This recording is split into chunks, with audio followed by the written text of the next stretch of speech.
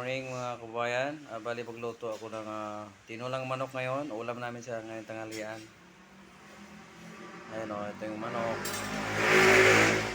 Ito yung siyempre mayroong luya, bawang, sibuyas, tsaka papaya, saka malunggay. Malunggay kasi napaka-healthy yung malunggay, kaya malunggay ilagay natin. Yan.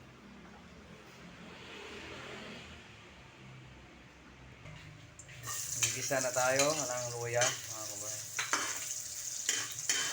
Kailangan pa-brownie natin kaunti.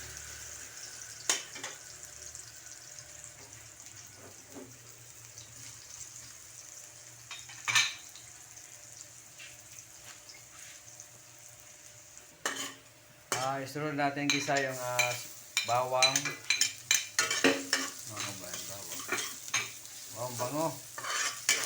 Mabango ang bawang.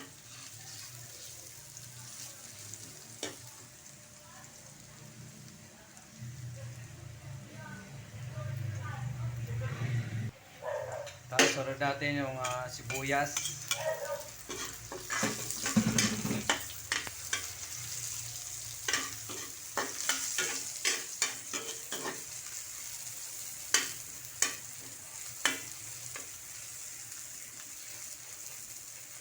Ngayon mga kabayan, ilulod natin yung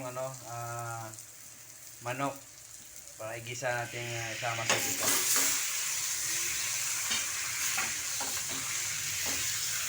Kailangan sa putsa na para umasa siya.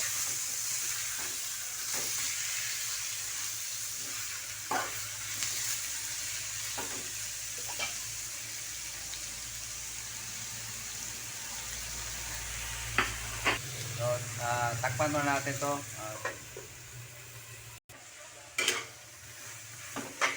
Tapos lagyan mo din yung patis kasi ang patis yan ang nakasarap sa tinula.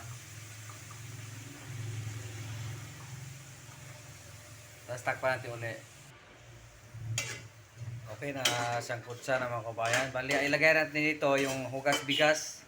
Kasi masarap kasi yung tinula kapag hugas bigas ang ilagay natin, sabaw natin. Yun, ubos na.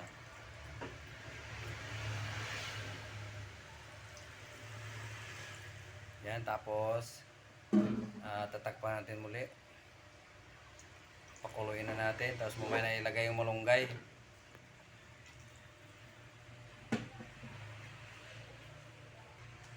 Ilagay natin yung papaya, mga kabayan, papaya. Tapos yung malunggay, mamaya na lang, pakuluin ulit natin, tapos takpan mo natin muli. Okay mga kababayan, ilalagay natin yung malunggay. Wow, sarap oh. Napaka-healthy na itong malunggay. Kaya, diba si Manny Pacquiao, ito yung bago lumaban, ito yung ulam ni Manny Pacquiao.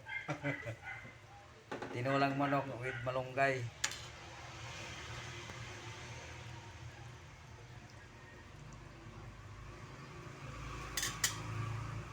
Okay, takpan na ito ulit mga kababayan. Oh, kumukulo na mga kabayan. Luto na ito. Oh. Luto na ang tinula. Yan oh.